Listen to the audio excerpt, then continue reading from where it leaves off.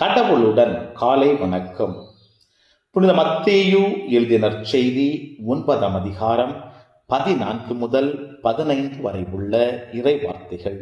அக்காலத்தில் யோவானின் சீடர் இயேசுவிடம் வந்து, நாங்களும் பரிசேயர்களும் அதிகமாக நோன்பிருக்க உம்முடைய சீடர்கள் ஏன் நோன்பு இருப்பதில்லை என்றனர். அதற்கு இயேசு அவர்களை நோக்கி, மணமகன் தங்களோடு இருக்கும் வரை மண விருந்தினர்கள் துக்கம் கொண்டாட முடியுமா?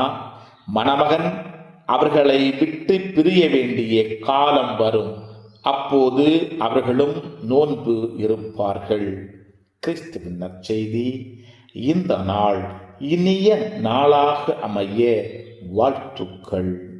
பல பல பல புதுமைகள், பெருமைகள், இனிமைகள் இறங்கிய நல்ல நாள், ஒரு நல்ல நாள், நம் தேவன் தந்த நாள். இது நல்ல நாள், ஒரு நல்ல நாள், நம் தேவன் தந்த நாள்.